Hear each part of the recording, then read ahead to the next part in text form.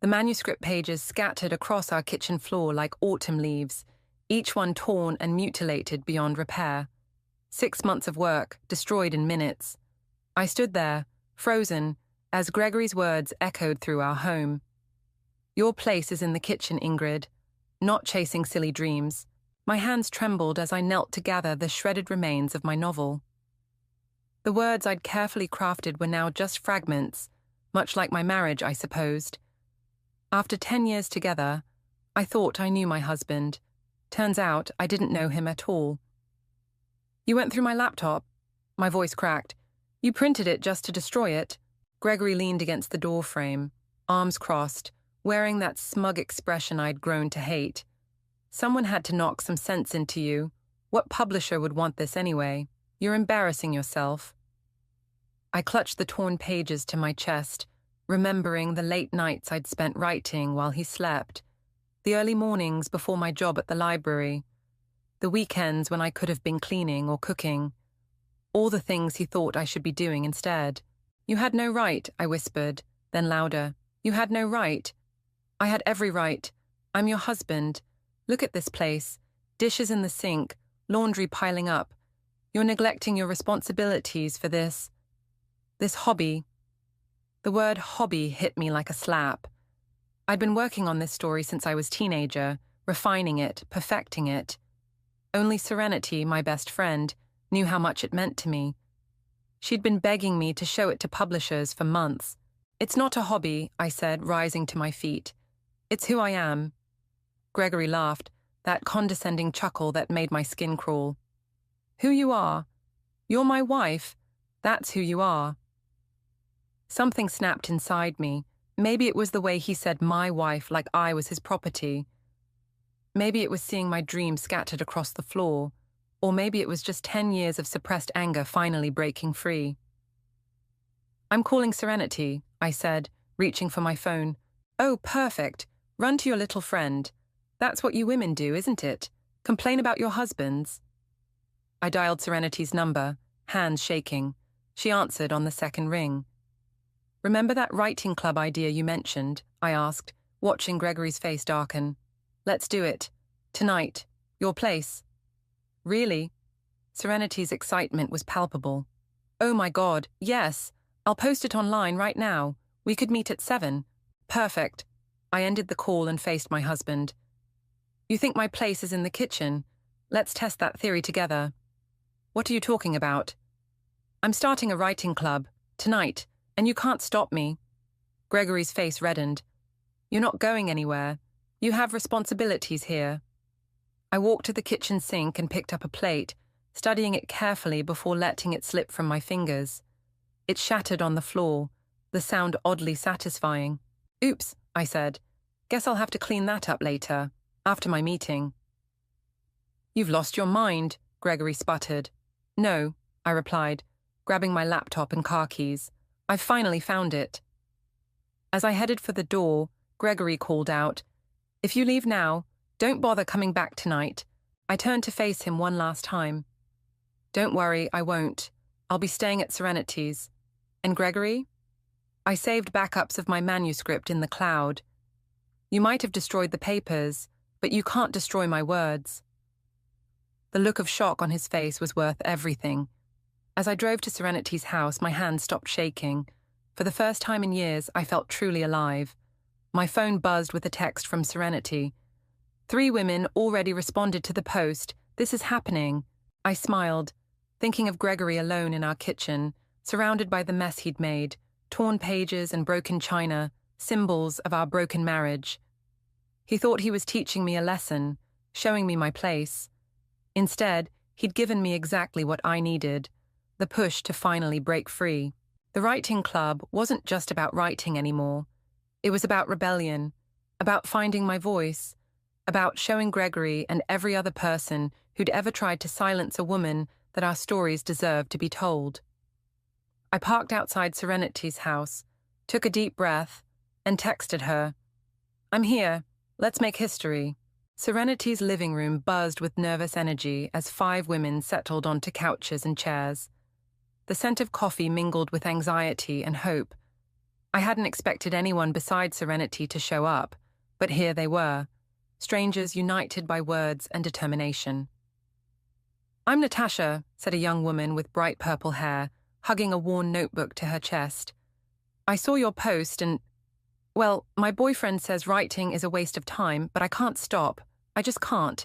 "You shouldn't stop," I replied, my voice stronger than I felt. "None of us should." Serenity emerged from the kitchen with a tray of mugs. "Ladies, grab your coffee and let's get started. Ingrid, want to tell everyone why we're here?" I stood, my hands clasped tightly together. "My husband destroyed my manuscript today." Gasps filled the room. "He printed it out just to shred it, to teach me my place is in the kitchen. What a jackass," muttered a woman in her 50s, who'd introduced herself as Ruth. "But here's the thing," I continued. "He actually taught me something else entirely. We're not alone. There are women everywhere being told to be quiet, to stick to appropriate activities, to give up their dreams. This club isn't just about writing, it's about refusing to be silenced." My phone buzzed. Jeremy, my brother. I ignored it. "What are you writing?" asked Maria, a college student with tired eyes and endless enthusiasm. "A novel about—" My phone buzzed again. "Sorry, let me just—" I checked the message. "Jeremy. Greg called. He's furious. Says you're having some kind of breakdown. What's going on?" I typed back quickly. "Not a breakdown, an awakening. Call you later." "Sorry," I said to the group. My brother. Where was I? My novel's about a woman who discovers she can hear other people's thoughts, but only when they're lying. It starts when she realizes her husband's been living a double life. Natasha leaned forward, eyes wide. "Exactly," I smiled, "but it's really about truth, and how we often ignore it even when it's right in front of us. Like ignoring red flags in relationships." Ruth nodded knowingly. "Been there, done that, got the divorce papers." Laughter rippled through the room, breaking the tension. For the next 2 hours, we shared stories, snippets of writing, and dreams we'd been too afraid to voice. Natasha read a poem that brought tears to our eyes. Maria shared a chapter from her fantasy novel. Even Ruth, who claimed she only wrote grocery lists, revealed she'd been secretly working on a memoir. My phone kept buzzing. Jeremy again. "Greg's threatening to come to Serenity's. Be careful." "Ladies," I announced, "my husband might make an appearance. Anyone who wants to leave." "We're not going anywhere," Serenity interrupted. "Let him come. He'll have to get through all of us." "And my pepper spray," added Ruth, patting her purse. The doorbell rang. We all froze. "I'll get it," Serenity said, but I stopped her. "No, I will." I opened the door to find not Gregory, but Cole, my childhood friend who now worked in publishing. "Jeremy called me," he said, looking concerned. "Said you might need backup." Relief flooded through me. "Cole, come in, meet everyone." As Cole entered, I noticed how the other women straightened up, suddenly very interested in this unexpected male ally. He surveyed the room, taking in the notebooks, laptops, and coffee mugs. "So this is the revolution, huh?" He grinned. "Need a friendly publisher in your corner." "You're serious?" I asked. "Dead serious. I've been wanting to launch a new imprint focusing on women's voices. This could be perfect timing." Serenity squealed. "Did everyone hear that? We have a publisher." "A potential publisher," Cole corrected, but he was smiling. "Let's see what you've all got." The energy in the room shifted from defensive to electric. Women who, moments ago, were sharing their stories of being silenced were now practically bouncing with possibility. My phone buzzed one final time. Gregory. "This ends now. I'm coming over." I showed the message to Cole, who immediately stood up. "Ladies, how about we move this meeting to my office? It's just down the street, and I happen to know a great pizza place that delivers." As we gathered our things, I caught Serenity's eye. She nodded, understanding passing between us. This wasn't just about escaping Gregory anymore. This was about something bigger. "Text your husband back," Cole suggested as we left. "Tell him the kitchen's all his." I did better than that. I sent Gregory a photo of our group walking into Cole's publishing office with the caption, "You're right, I found my place." Then I turned off my phone and followed my new family of writers into the future I'd always dreamed of but never dared to claim. Until now. 3 weeks after our first meeting, I could barely recognize the writing club. What started as 5 women in Serenity's living room had exploded into 25 regular members, meeting twice weekly in Cole's office building. The energy was intoxicating. "Have you seen this?" Natasha burst through the door, waving her phone. "We're trending locally on social media. Laura Women Write Back is everywhere." I looked up from my laptop where I'd been working on my revised manuscript. The new version was darker, fiercer, fueled by recent events. "That's amazing. How did—" "Oh my God, Ingrid," Maria interrupted, rushing in. "Victoria Davis just followed our group online. The Victoria Davis." My heart skipped. Victoria Davis was practically royalty in the publishing world, known for her raw, honest novels about women's experiences. Before I could process this, my phone rang. It was Marley, Gregory's sister. "Ingrid, we need to talk. About Gregory." I stepped into the hallway. "Is he okay?" "He's struggling. Look, there's something you should know about his childhood. Can we meet?" 20 minutes later, I sat across from Marley at a cafe down the street. She looked nervous, stirring her coffee endlessly. "Gregory never told you about our mother, did he?" I shook my head.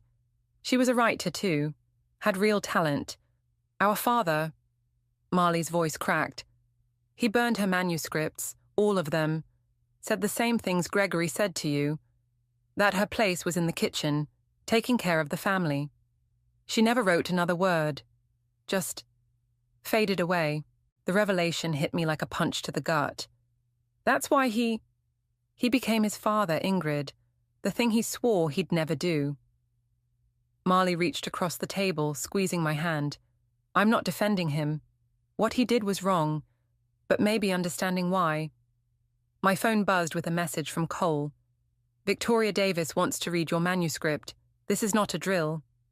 "I have to go," I told Marley, standing up. "But thank you for telling me." Back at the office, the excitement was palpable. Serenity practically tackled me at the door. "Victoria Davis! Ingrid, this is huge." "It gets better," Cole said, emerging from his office. "She's interested in doing a workshop with the whole group. Says she's impressed by what we're building here." Natasha squealed, hugging her notebook. "I can't believe this is real." "Neither can some other people," Ruth said grimly, showing us her phone. On the screen was a local community forum where someone, clearly Gregory, had posted a long rant about bitter women destroying families with their selfish ambitions. "The comments are amazing, though," Ruth continued, scrolling.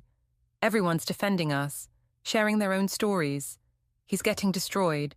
I should have felt vindicated, but Marley's words echoed in my head. Gregory, becoming the very thing he hated most. History repeating itself. "Ingrid?" Cole touched my arm. "You okay?" "Just thinking about—" The door burst open. Gregory stood there, disheveled, eyes wild. "So this is where you've been hiding." The room went silent. 25 women stared him down, while Cole stepped protectively in front of me. "I'm not hiding, Gregory. I'm writing.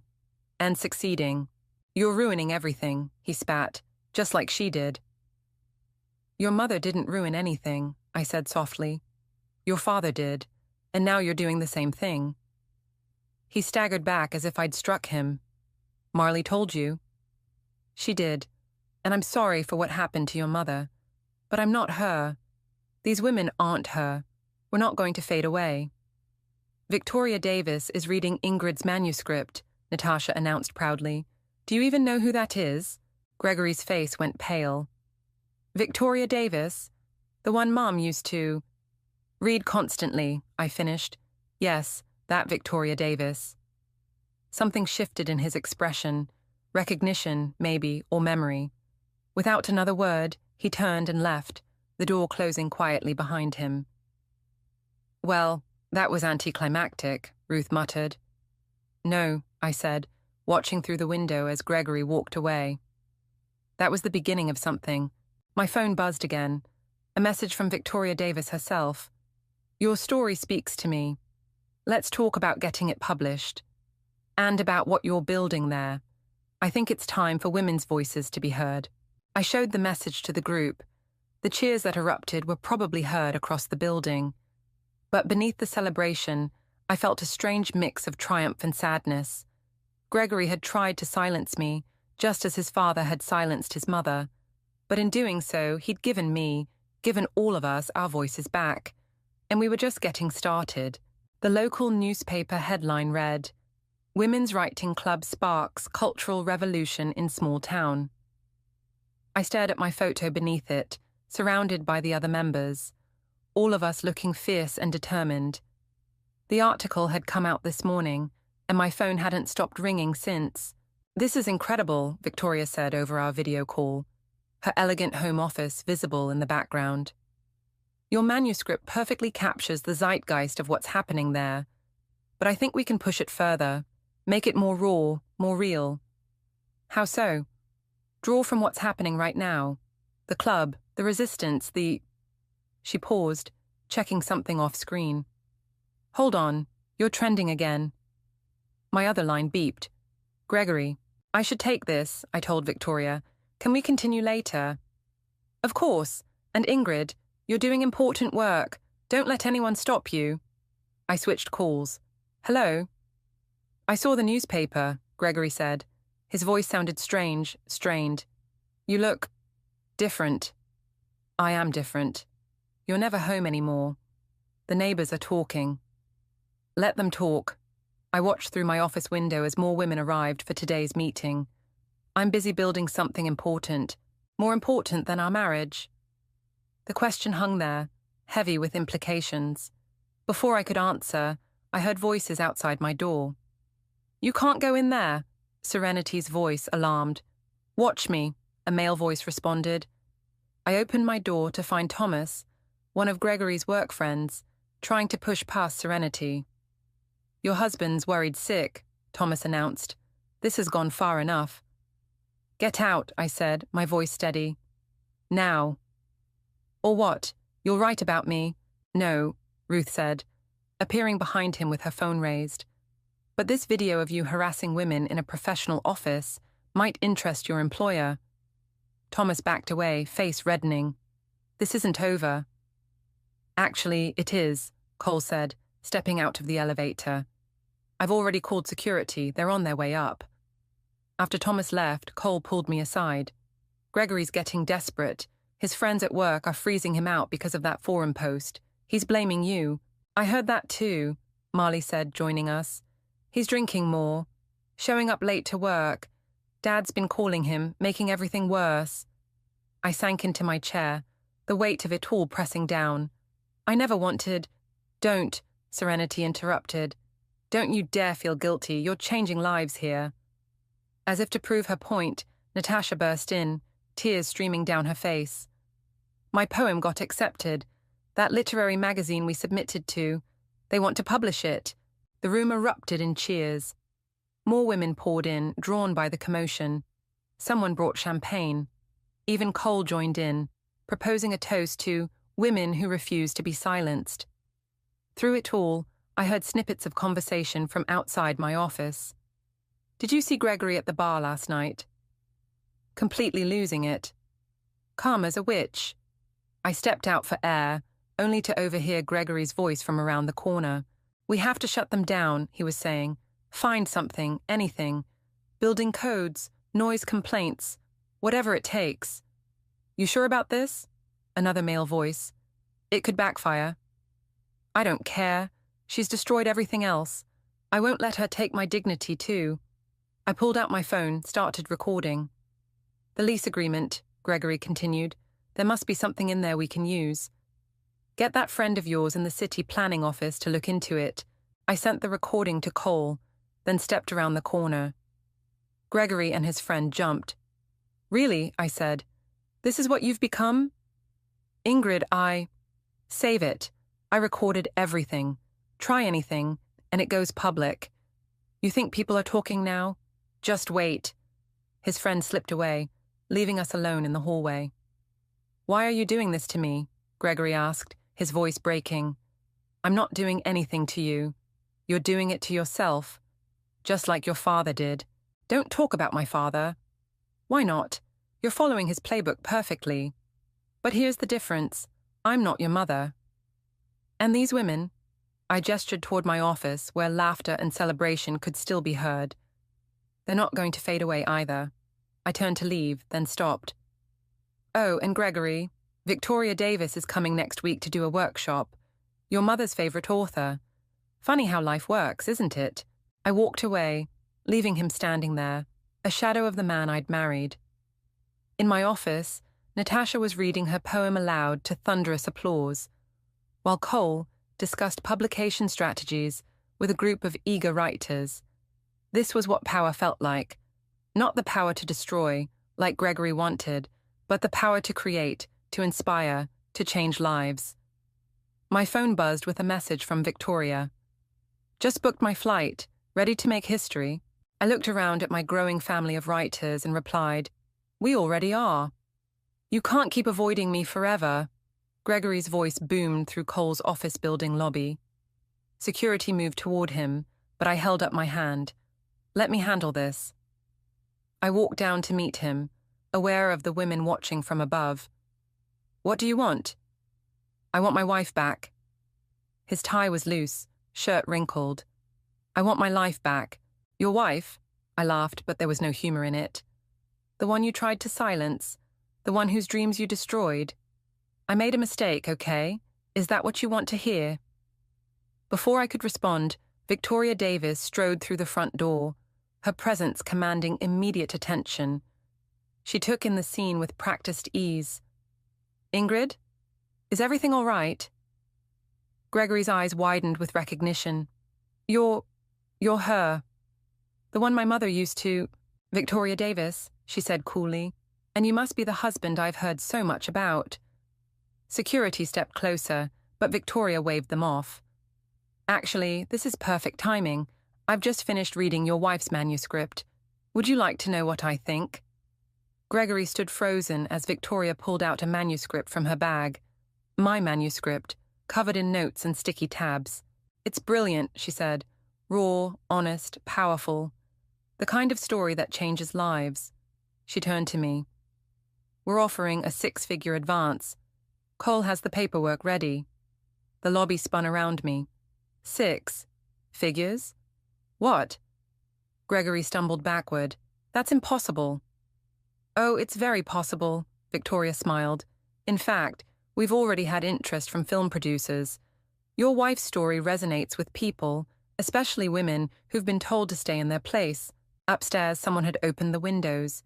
I could hear Natasha leading a writing workshop, her voice carrying down. Write what scares you.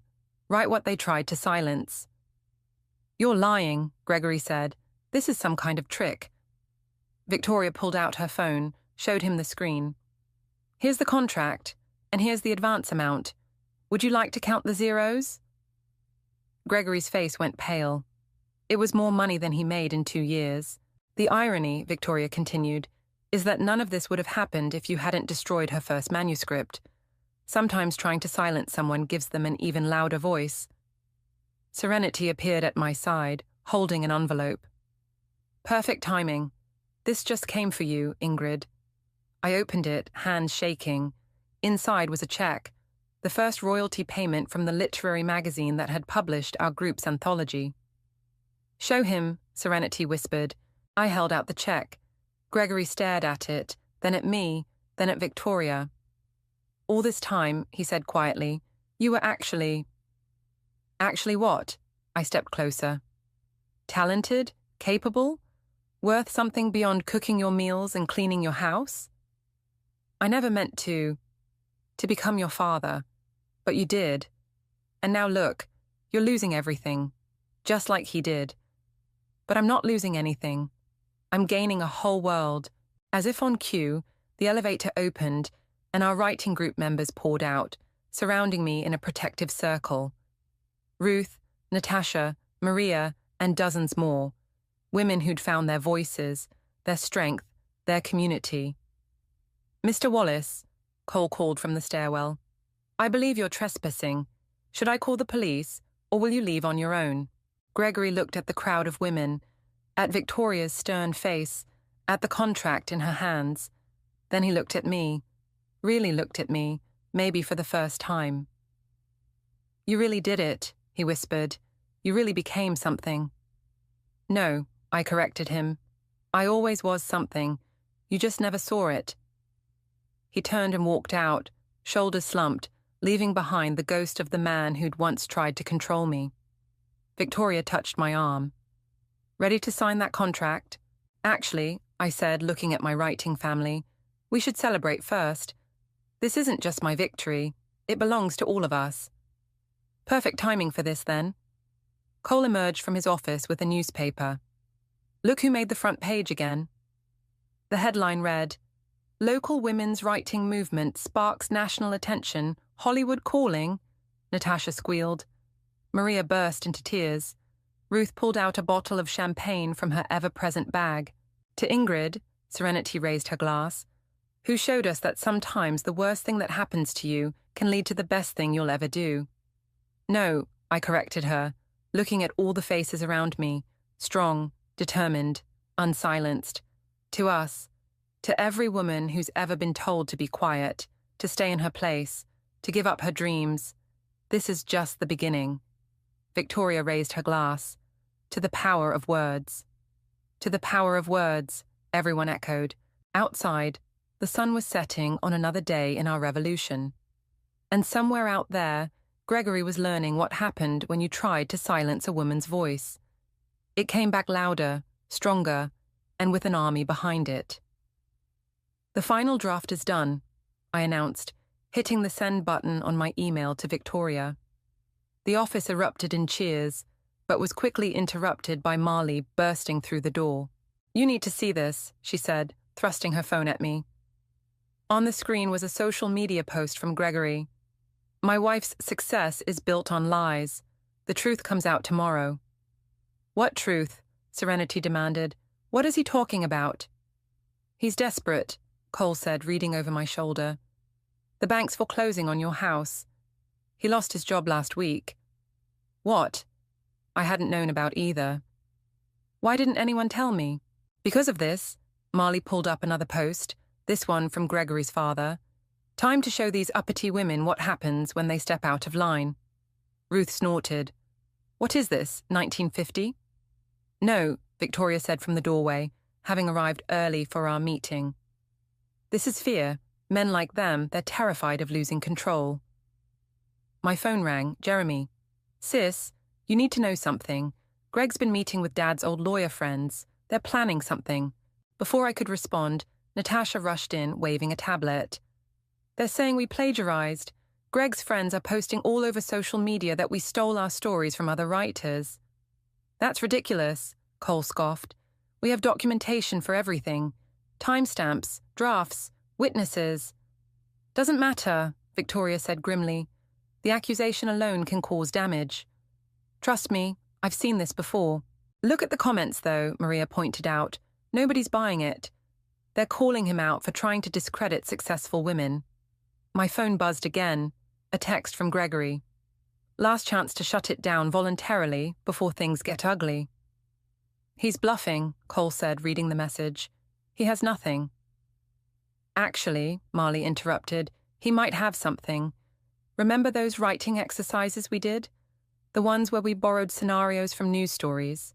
My stomach dropped. "He's going to twist that, isn't he?" "Already is," Ruth showed us another post. "Claims we're stealing real people's trauma for profit." "That's not," I started, but Victoria cut me off. "Get me your notes from those sessions, now, every single one." The room exploded into action. Women pulled out notebooks, laptops, phones, anything containing evidence of our creative process. Victoria and Cole huddled in the corner, making calls. "Ingrid," Serenity touched my arm. "There's something else you should know. I overheard Gregory at the bar last night. He found your mother-in-law." The room went silent. "What?" She's alive, living in Arizona. He's trying to get her to speak out against us. I sat down hard. After all these years, why would she? She won't, Marley said firmly. I already called her. Want to know what she said? Everyone leaned in. She said, "Tell those women to burn it all down." A laugh bubbled up from somewhere deep inside me, slightly hysterical. Really? Really. And there's more. Marley pulled out her phone, played a voice message. "This is Margaret Wallace. I've been following your writing group's story. Everything they're saying about you is what they said about me 30 years ago. Don't let them win. I'm sending you something that might help." "What did she send?" Natasha asked. Marley smiled. "Her manuscripts. The ones everyone thought were destroyed. She kept copies, hidden them all these years." Victoria's eyes lit up. "Now that's a story." "Better than that," Cole added. "It's evidence, proof of a pattern. Greg's father did exactly what Greg's trying to do now." My phone buzzed again. "Gregory, check your email. Last warning." I opened the email. Attached was a document filled with accusations, threats, supposed evidence of plagiarism. But there, in the metadata, was our salvation. "Cole," I called. "Look at this. He used his company email to draft these threats. The company he just got fired from." Cole grinned. "The company whose harassment policies I helped write? That company? The very same. Forward it to me, now." As Cole made calls, Victoria gathered everyone around. "Ladies, what's happening here isn't new. Men have been trying to silence women's voices forever. But times have changed. We have platforms now. We have proof. We have each other. And we have this." Marley held up a USB drive. "Mum's stories. 30 years of silenced words, ready to be heard." I stood up, facing my writing family. Gregory thought he could shame us into silence. His father thought he could burn away his wife's voice. But they forgot something important. "What's that?" Maria asked. "Paper burns. But stories are fireproof. And we've got one hell of a story to tell." Victoria raised an eyebrow. "Shall we tell it?"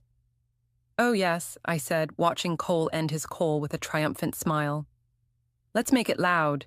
The bookstore was packed for my first public reading. Standing at the podium, I could see Gregory in the back, his father beside him.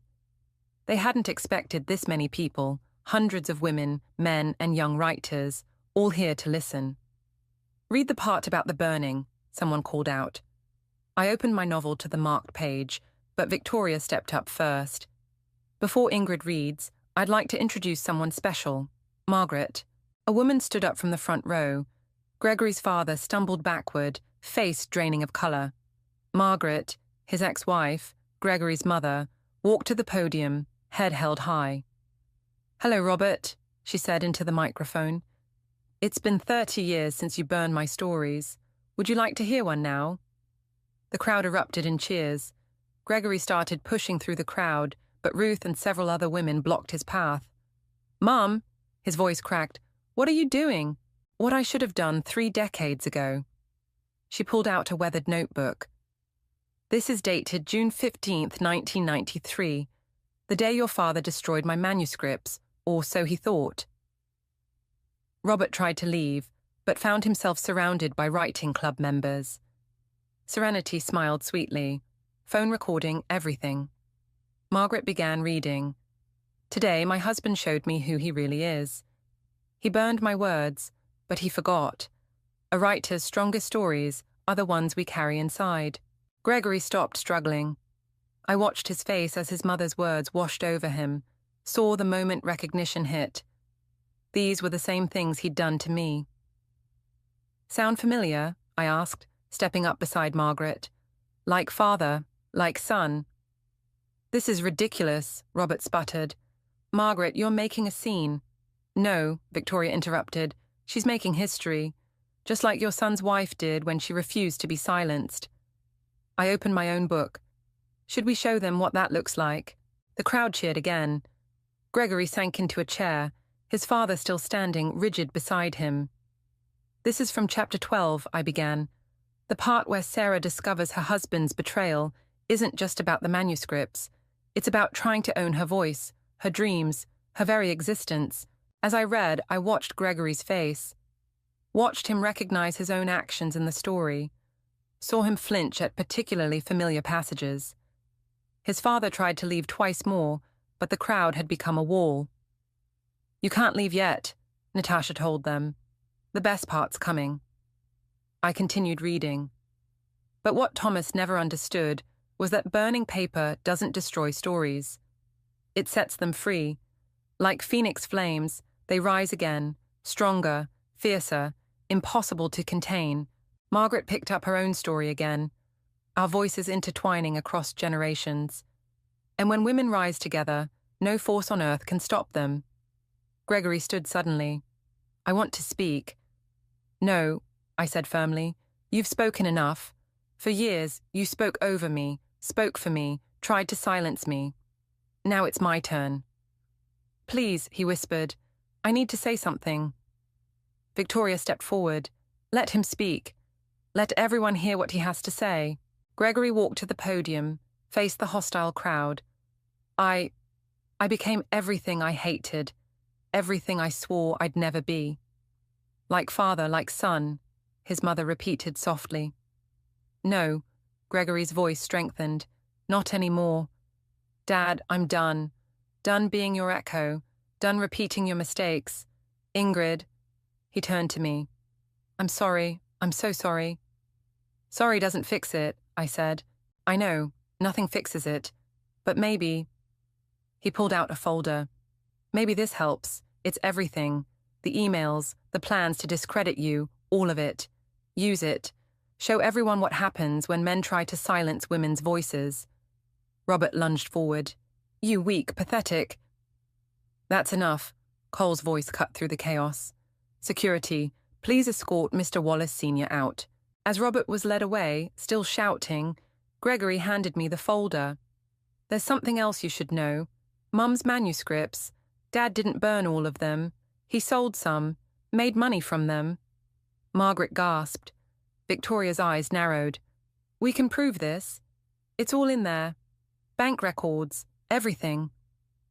I handed the folder to Cole, who immediately started making calls. The crowd buzzed with excitement, phones recording everything. "This doesn't make things right between us," I told Gregory. "I know." He looked at his mother. "But maybe it's a start, for both generations." Margaret touched his arm, the first contact between them in decades. "It's a start." I returned to the podium, faced my audience, my army of writers and supporters. "Now, shall we finish this story?" "Yes," Victoria smiled. "But first, I think we need to start a new one, about a woman whose words were stolen, and how 30 years later, justice finally came in the form of her daughter-in-law's revolution." The crowd roared its approval. In the back, Gregory slipped out quietly, leaving behind his father's legacy of silence. And in its place, women's voices rose, strong and clear and unstoppable. The stage lights felt warm on my face as I stood at the podium, accepting the Literary Achievement Award. In the audience, I could see our writing group, now over 100 strong, beaming with pride. Victoria sat in the front row beside Margaret, both of them nodding encouragement. "This award," I began, "isn't just for my novel. It's for every woman who's been told to be quiet, to know her place, to stop dreaming." Movement at the back of the hall caught my eye. Gregory slipped in, thinner now, wearing a suit that looked too big for him. He hadn't tried to contact me since the bookstore confrontation, though I'd heard from Marley that he'd started therapy. When my husband destroyed my first manuscript, he thought he was ending my story. Instead, he gave me the first line of a better one. The audience laughed. I spotted Robert in the crowd too, summoned by the court to witness this moment. Part of the settlement required him to attend every major event related to his ex-wife's recovered works. But the real story isn't about destruction. It's about what we build from the ashes. Margaret, would you join me? Gregory's mother walked to the podium, her recovered manuscripts now published and climbing bestseller lists. Robert shifted uncomfortably in his seat. Together, Margaret said into the microphone. "We're announcing the Phoenix Fund for Silenced Voices. Every dollar Robert earned from stealing my work, plus the proceeds from Gregory's sold house, will go to supporting women writers who've faced similar obstacles." The crowd erupted. Robert stood to leave, but security blocked his path. The court order was clear. He had to stay until the end. "Natasha," I called out, "you were our first grant recipient. Want to share your news?" Natasha bounced to the stage, purple hair now streaked with silver. "My poetry collection hit the bestseller list this morning." More cheers. I saw Gregory smile slightly, then catch himself. "Ruth," I continued, "tell them about the writing workshops in domestic violence shelters." Ruth stood, proud and fierce. "We've opened programs in 12 shelters across 3 states. Women are finding their voices every day. Maria just signed a 3-book deal." She waved her contract high. "You see," I turned back to the audience. "One man tried to silence one woman. Instead, he awakened hundreds of voices. And we're just getting started." Victoria stepped up beside me. "Tell them about the film adaptation." "Oh yes," I smiled. "Hollywood's making a movie about our story. But here's the twist. We insisted on complete creative control. No male directors trying to soften our edges. No studios trying to make it more palatable." Robert finally managed to push past security, storming toward the exit. Before he reached it, Margaret spoke again. "Running away again, Robert? Like you ran when the truth came out? When the royalty checks you stole were traced?" He froze. "But you can't run from karma," she continued. "You tried to bury my voice under shame and fear. Now my words are required reading in universities. Our daughter-in-law made sure of that." Gregory stood up. "Dad, sit down. For once in your life, listen to the women speaking." The hall went silent. Robert turned, face red. "You dare." "Yes," Gregory said, "I dare. Because I learned what you never did. Trying to silence someone only makes their truth louder." I picked up my award, its weight solid and real in my hands. This is for every woman who's been told to be quiet. For every manuscript burned, deleted, or hidden away. For every dream someone tried to smother. And for every voice yet to come, Margaret added. "The Phoenix Fund's first year is fully funded," I announced. 20 women will receive grants, mentorship, and publishing support. 20 stories that might have been lost will instead take flight. Victoria stood. "Make that 40. My publishing house will match every grant." More cheers. Robert finally slumped into a chair, defeated. Gregory caught my eye, nodded once, not asking for forgiveness but acknowledging the justice of it all. "So what's next?" someone called out. "Everything," I replied. "We're building writing groups in prisons, in homeless shelters, in refugee centers. Wherever women's voices have been silenced, we'll help them speak. Because paper burns," Margaret said.